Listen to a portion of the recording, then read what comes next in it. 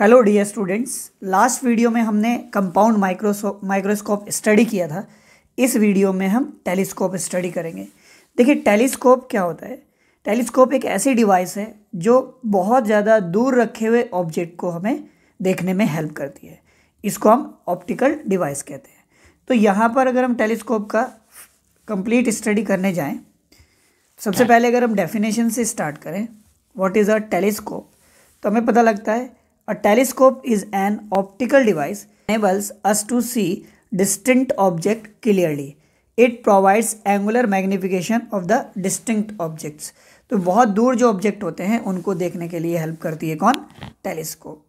Telescope के classification की अगर हम बात करें तो इनिशियली टेलीस्कोप को हमने दो कैटेगरी में डिफाइन किया है, दो कैटेगरी में रखा है, जिसमें सबसे पहला क्या है?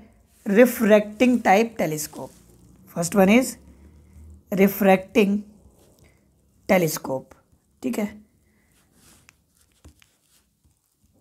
एंड दूसरा जो टाइप है वो है रिफ्लेक्टिंग टेलीस्कोप। क्या है? Reflecting telescope. ओके, अब रिफ्रैक्टिंग को भी आगे हमने दो हिस्सों में क्लासिफाई किया है, जिसमें पहली है astronomical telescope and second is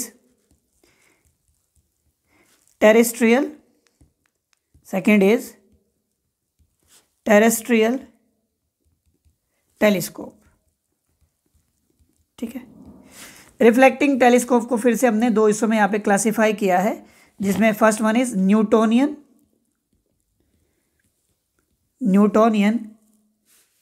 telescope and second is Cassegrain telescope, ठीक है। सो हम यहां पर पढ़ेंगे एस्ट्रोनॉमिकल टेलीस्कोप। टेरेस्ट्रियल टेलीस्कोप अपने सिलेबस में नहीं है बच्चों, तो चलिए करें यहाँ पर एस्ट्रोनॉमिकल टेलीस्कोप और टेरेस्ट्रियल टेलीस्कोप में क्या डिफरेंस होता है। देखिए, अगर आप बहुत ज़्यादा दूर अर्थ से दूसरे प्लैनेट्स या फिर स्टार्स वगैरह देख रहे हैं, तो जिस टेलीस्कोप का उन सभी को देखने के लिए यूज़ होता है उसको हम कहते हैं एस्ट्रोनॉमिकल टेलीस्कोप। अगर आप किसी ऑब्जेक्ट को अर्थ पर ही है जो कि एक टेलीस्कोप से देख रहे हैं, तो उसको हम बोलते हैं टेरेस्ट्रियल टेलीस्कोप। मतलब जो ऑब्जेक्ट अर्थ पर ही हैं उनको देखने के लिए, हालांकि वो भी डिस्टिंक्ट होंगे, बहुत ज़्यादा दूर होंगे, उनको देखने के लिए यूज़ होती है टेरेस्ट्रियल टेलीस्कोप। और एस्ट्रोनॉमिकल टेलीस्कोप जो हेवनली डिस्टेंस पर होते हैं, जैसे कोई प्लैनेट या फिर स्टार, उनको देखने के लिए यूज़ होती है, उनको हम कहते हैं एस्ट्रोनॉमिकल टेलीस्कोप। तो चलिए पढ़ते हैं सबसे पहले एस्ट्रोनॉमिकल टेलीस्कोप। तो एस्ट्रोनॉमिकल टेलीस्कोप में बच्चों जब हम इमेज फॉर्मेशन करते हैं, रे डायग्राम जब हम बनाते हैं, तो यहाँ पर दो एडजस्टमेंट होते हैं। दो एडजस्टमेंट का क्या मतलब है सर? अभी मैं आपको बता दूंगा। देखिए, पहला जो एडजस्टमेंट है वो स्पेशियल एडजस्टमेंट है। इसको हम क्या नाम देते हैं? Special adjustment. इसमें हम लोग क्या करते हैं, जो इमेज बनाते हैं ना, ऑब्जेक्ट का जो इमेज हम फॉर्म करते हैं, वो at the least distance of distinct vision पर, यानी डी पर हम बनाते हैं। तो कैसे बनाएंगे जरा ध्यान से देखना। रे डायग्राम ही इंपॉर्टेंट होता है यहाँ पर। जो पहला लेंस है वो बड़े अपर्चर का रहेगा।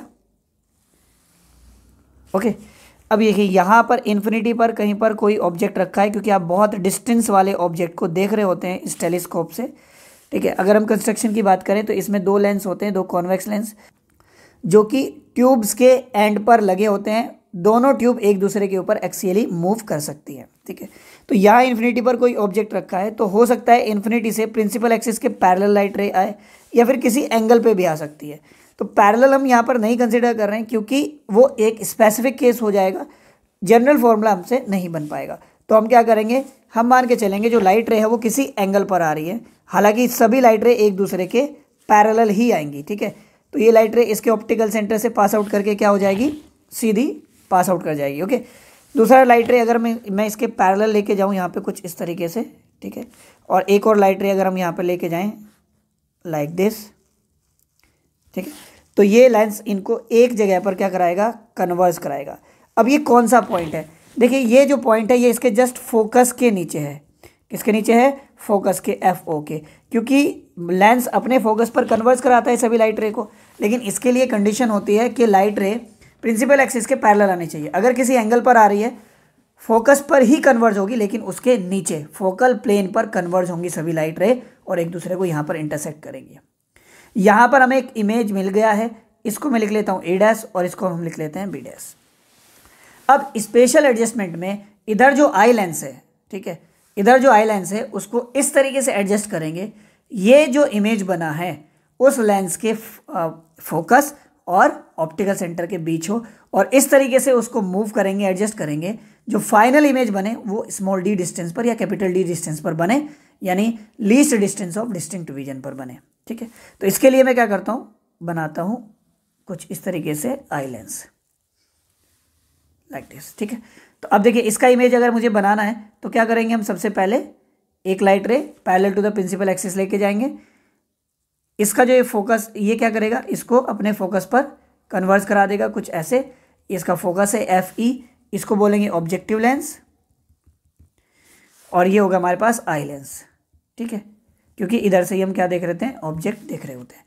दूसरा लाइट रे आप क्या करते हो, ऑप्टिकल सेंटर से पास आउट करते हो। ठीक है, तो जब आप इनको देखिए, इधर तो ये डाइवर्ज हो रही है, जब आप इनको पीछे बढ़ाएंगे तो कुछ इस तरीके से यहाँ पर इंटरसेक्ट करेगी और आपको ये फाइनल इमेज मिलेगा ए का, ए डबल डैश, और इसको अगर आप ऊपर बढ़ाओगे यहाँ पर तो आपको मिलेगा बी डबल डैश इमेज। ठीक है, इधर इसका फोकस यहाँ पे कहीं होगा, क्योंकि मैंने बताया आपको हम क्या करेंगे, इस इमेज को इसके ऑप्टिकल सेंटर और फोकस के बीच में रखेंगे।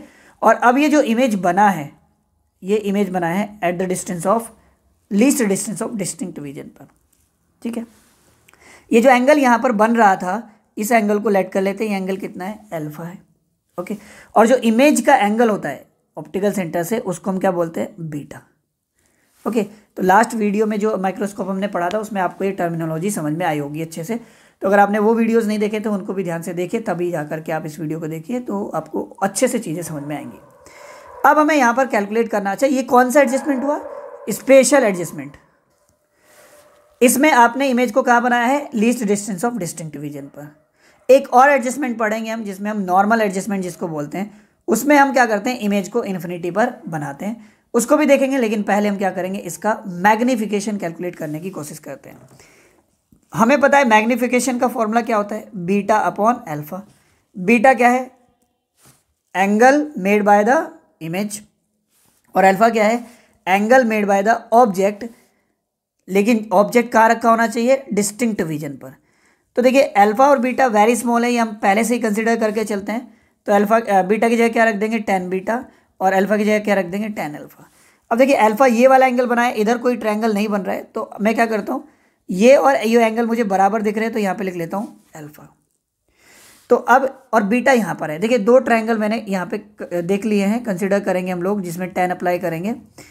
ये है ए डैश, ये है बी डैश, ओके, और ये एंगल बना हुआ है बीटा, और ये है ऑप्टिकल सेंटर ई।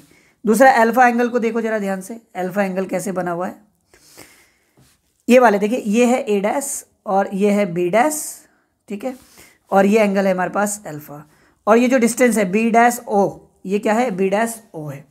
अगर मैं आपसे पूछूं बी डैश ई क्या है, ये जो बी डैश ई है वो क्या है, डिस्टेंस ऑफ ऑब्जेक्ट है, क्योंकि इसके लिए तो ये ऑब्जेक्ट होगा ना, डिस्टेंस ऑफ ऑब्जेक्ट है फ्रॉम आई लेंस, यानी आप इसको क्या लिखोगे, यू ई।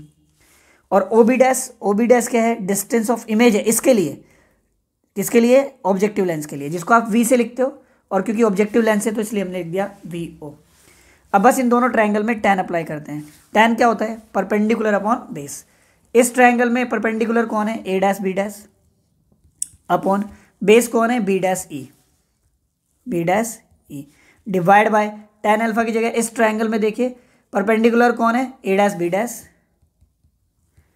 अपॉन और बेस कौन है, O B dash, O B dash. ठीक है, तो जब मैं यहाँ पे देखिए यहाँ पे वैल्यू रखूँगा तो ये कैंसिल आउट हो जाएगा, ए डैश बी डैश से ए dash B dash cancel out हुआ, ओ बी डैश ऊपर जाएगा, divide by B dash E. O B dash को हम कैसे रखेंगे, देखिए ओ बी डैश कैसे कैलकुलेट करेंगे, O B dash is the distance of क्या है, इमेज है, और ओ बी डैश मेजर करने के लिए आपको उसी तरफ चलना होगा जिस तरफ इंसिडेंट रे हैं, यानी ये वैल्यू क्या आएगी, पॉजिटिव, मीन्स वी ओ क्या आ गया, पॉजिटिव। बी डैश ई क्या है, डिस्टेंस ऑफ ऑब्जेक्ट है, बी डैश ई देखिए ये रहा, बी डैश ई, बी डैश ई। अब देखिए उस इस ई से मेजर करेंगे डिस्टेंस, सभी ऑब्जेक्ट किससे मेजर होती है, ऑप्टिकल सेंटर से। तो ये अपोजिट डायरेक्शन में चलना पड़ेगा, यानी यू किसका होगा, माइनस का, तो माइनस यू ई, तो मेरे पास आ जाएगा minus v o upon u e. या फिर देखिए वी ओ को हम क्या लिख सकते हैं बच्चों, देखिए यहां से यहां तक क्या था ये वी ओ, बट ये तो फोकल लेंथ भी है किसकी, ऑब्जेक्टिव लेंस की, क्योंकि फोकस के नीचे ही बना हुआ इमेज, तो यानी ये एफ ओ भी है, क्या है, एफ ओ, यानी वी ओ की जगह क्या रख सकता हूं मैं, minus f o upon u e, है ना। तो ये आ जाएगा मेरे पास मैग्निफिकेशन का वैल्यू। बट अभी हमें मैग्निफिकेशन की वैल्यू कैलकुलेट करनी है in terms of focal length, ठीक है। तो उसके लिए क्या करेंगे, हम लेंस फॉर्मूला अप्लाई करेंगे using lens formula. Lens formula क्या है बच्चों, 1/f is equal to 1/v minus 1/u। और ये जो फॉर्मूला है, ये फॉर्मूला अप्लाई कर रहे हैं हम फॉर आई लेंस, किसके लिए, आई लेंस के लिए। तो आई लेंस के लिए f का वैल्यू क्या होगा, एफ ई होगा, ठीक है। v यानी डिस्टेंस ऑफ इमेज क्या है, जरा ध्यान से देखना, आई लेंस के लिए इमेज यहाँ बना हुआ है कितने डिस्टेंस पर, d पर, और क्योंकि आप इधर की तरफ करोगे चलोगे मेजर करते हुए, तो ये कैसी डिस्टेंस आएगी, नेगेटिव, ठीक है। तो v की जगह क्या आएगा, minus D minus 1 upon distance of object. ये जो ये है यहाँ पर, ये वैल्यू देखिए, ये क्या है, ऑब्जेक्ट है इस वाले लेंस के लिए, तो ये जो वैल्यू है यहाँ पर, ये क्या है, डिस्टेंस ऑफ ऑब्जेक्ट, जिसको आप क्या लिखोगे, यू ई, और क्योंकि इसको भी आप अपोजिट डायरेक्शन में जाकर के मेजर कर रहे हो, तो माइनस यू ई बनेगा, क्या बनेगा, माइनस यू ई। तो 1/f ई, 1/d को मैं इधर ले आता हूँ, plus 1/d is equal to minus minus क्या हो जाएगा, प्लस 1/u ई। अब जरा ध्यान से देखिए, 1/u ई का वैल्यू अगर मैं यहाँ रख दूँ, इक्वेशन नंबर फर्स्ट मान लेता हूँ इसको, पुट इन इक्वेशन फर्स्ट, किसमें, इक्वेशन फर्स्ट में। तो देखिए m का वैल्यू क्या आएगा, m is equal to f o, तो एज इट इज आएगा, इंटू में 1/u ई था, तो 1/u ई का वैल्यू क्या आएगा, 1/f ई प्लस 1/d। और यहाँ से बच्चों हम एफ ई कॉमन ले सकते हैं नीचे से, तो एफ ई मैंने कॉमन लिया, तो यहाँ से कितना बचा, 1 प्लस, अब देखिए इसके पास एफ ई नहीं है, तो एफ ई से मल्टीप्लाई और एफ ई से डिवाइड करेंगे, डिवाइड वाला एफ ई बाहर चला जाएगा, ऊपर वाला एफ ई बचा है, यानी एफ ई बाई डी। तो ये रहेगा मैग्निफिकेशन ऑफ अ टेलीस्कोप, जबकि आपने इमेज का बनाया हो, डी डिस्टेंस पर बनाया हो, ठीक है। नेगेटिव साइन रिप्रेजेंट करता है जो फाइनल इमेज बन रही है वो ऑब्जेक्ट से रिवर्स डायरेक्शन में बन रही है, यानी इन्वर्टेड बन रही है, ठीक है। नेक्स्ट जो अरेंजमेंट है उसकी हम बात करते हैं, जिसको हम नॉर्मल एडजस्टमेंट कहते हैं, नॉर्मल एडजस्टमेंट की बात करते हैं। देखिए नॉर्मल एडजस्टमेंट में हम लोगों को क्या करना है, जब हम नॉर्मल एडजस्टमेंट के लिए डायग्राम बना रहे होंगे या इमेज जब हम बनाते हैं, तो ये जो आई लेंस है इसको इस तरीके से एडजस्ट करते हैं ताकि ये जो इमेज बना हुआ है इस आई लेंस के फोकस पर आए, और अगर ये इमेज इस लेंस के फोकस पर आ गया तो फाइनल इमेज कहाँ मिलेगा, इन्फिनिटी पर। तो डायग्राम आपको रिपीट करना है, बस एक थोड़ी सी चीज़ यहाँ पर चेंज करनी है, मैं यहाँ पे करा देता हूँ कुछ इस तरीके से। ये हमारे पास रहेगा ऑब्जेक्टिव लेंस, ठीक है, और यहाँ पर आप लाइट रे लेके आए थे किसी एंगल पर, तो मैं बस अभी 2 लाइट रे ही यहाँ पे कंसिडर कर लेता हूँ कुछ इस तरीके से। इनफाइनाइट नंबर ऑफ लाइट रे हम ला सकते हैं यहाँ पर, तो ये हो जाएगा ए डैश, और यहाँ पर बनेगा बी डैश, और ये इसका फोकस हुआ एफ ओ, ठीक है। तो अब जो लेंस मैं रख रहा हूँ यहाँ पे, ये वाला दूसरे वाला लेंस जो हम रख रहे हैं, ये जो ऑब्जेक्ट है, इसके लिए तो ऑब्जेक्ट ही है आई लेंस के लिए, तो ये क्या कहाँ होना चाहिए, इसके फोकस पर, यानी एफ ई भी यहीं पर है, 3 पॉइंट यहाँ पर सेम जगह पर हैं, बी डैश, एफ ओ और एफ ई। अब इसका इमेज बनाने की कोशिश करते हैं। आप क्या करते हो इमेज बनाने के लिए, एक light ray parallel to the principal axis लेके जाते हैं, जिसको ये अपने फोकस पर कन्वर्ज करा देगा कुछ इस तरीके से, और जो दूसरा लाइट रे है वो आप ऑप्टिकल सेंटर से निकालते हैं। ये जो दोनों लाइट रे हैं एक दूसरे के क्या हो गई हैं, पैरेलल हो गई है, यानी यहाँ पर जो इमेज बनेगा वो कहाँ बनेगा, इन्फिनिटी पर बनेगा। कहाँ बनेगा, इन्फिनिटी पर। ये वाला एंगल आपने क्या माना था, अल्फा, तो ये वाला एंगल भी क्या होगा, अल्फा, ठीक है, और ये एंगल जो है इसको क्या माना था, बीटा। तो सेम प्रोसेस रहेगा जैसे हमने लास्ट अभी इसमें स्पेशल एडजस्टमेंट में किया है। मैग्निफिकेशन का फॉर्मूला क्या रहेगा, बीटा अपॉन अल्फा, और क्योंकि बीटा और अल्फा बहुत स्मॉल एंगल है तो इसको हम लिख देंगे tan beta upon tan alpha. Okay, तो tan बीटा की जगह यहाँ पर इस वाले ट्रायंगल में क्या रखेंगे, A dash B dash divide by ये, देखिए ये क्या होगा, बी डैश ई, क्या होगा, B dash E. tan alpha फिर वाले इस वाले ट्रायंगल में रखेंगे A dash B dash, A dash B dash divide by यहाँ पर क्या है ओ, ओ बी डैश। ठीक है, तो ए डैश बी डैश से ए डैश बी डैश कैंसिल हो गया, ऊपर क्या आएगा o B dash divide by क्या है बी डैश ई। तो जब आप ओ बी डैश की वैल्यू रखोगे, देखिए ओ बी डैश क्या है, O B dash is the focal length of क्या, ऑब्जेक्टिव लेंस, तो यह आ जाएगा एफ ओ। और यहाँ पर अगर आप बी डैश ई रखोगे तो ये क्या है, focal length of this convex lens, लेकिन आप अपोजिट डायरेक्शन में इसको मेजर करने जा रहे हो तो माइनस हो जाएगा एफ ई, क्या हो जाएगा माइनस एफ ई। सो ये वैल्यू हमारे पास मैग्नीफिकेशन आएगी जबकि हमने नॉर्मल एडजस्टमेंट। तो देखिए बच्चों, अगर हम इस फॉर्मूले को और इस फॉर्मूले को कंपेयर करते हैं तो मुझे ये दिखाई देता है यहाँ पर मैग्नीफिकेशन ज़्यादा आएगा और यहाँ पर मैग्नीफिकेशन कम आएगा, लेकिन फिर भी हम ये वाला जो केस है इसको ज़्यादा कंसिडर करते हैं, क्योंकि इस केस में जब हम इमेज देख रहे होते हैं तो हमारी आइज़ रिलैक्स कंडीशन में होती है, तो हम ज़्यादा देर तक ऑब्जेक्ट को देख पाते हैं। लेकिन इसमें हमें क्या करते हैं, हम जो हमारी जो आइज़ की सैलरी मसल्स हैं वो लेंस को कंप्रेस करती है ताकि ऑब्जेक्ट को हम सही से देख पाएँ, इमेज को हम सही से देख पाएँ, जिससे आँखों में या फिर हेडेक होने की चांसेस रहते हैं। तो इसलिए हम इस वाले एडजस्टमेंट को ज़्यादा कंसिडर करते हैं। देखिए इसमें एक यहाँ से आ जाता है, आपसे लेंथ ऑफ टेलीस्कोप पूछ लेता है। क्या पूछ लेता है, लेंथ ऑफ टेलीस्कोप।